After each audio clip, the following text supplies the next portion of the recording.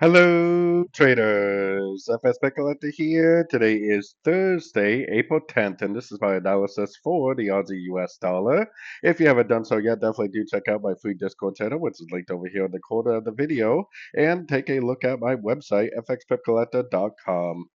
So anyways, the Aussie dollar, because of the Chinese tariff news that came out late yesterday, Aussie dollar went up really strong. No doubt in my mind that this is a significant turn with very, very significant breaks of structure. If you go all the way up to the monthly time frame, which I know is too long of a time frame for most people, but this bounce that we just had was right at the 78% fib.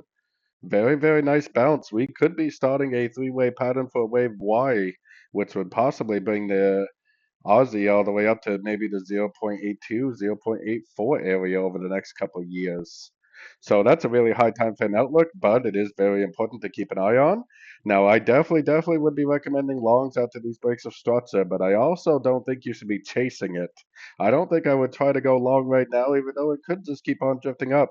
I would have to see a decent pullback in order to go long. I don't want to just go long for no reason.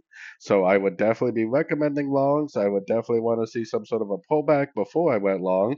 I would actually prefer to see like a break to the downside and then a decent pullback in order to go long for the continuation of the uptrend. Now, whether it does a decent pullback now or not, I mean, who knows? It could easily just keep on drifting up. If it does keep on drifting up, don't chase price because that's just a recipe for disaster. So anyways, don't forget to like and subscribe. And as always, thank you for watching and happy trading.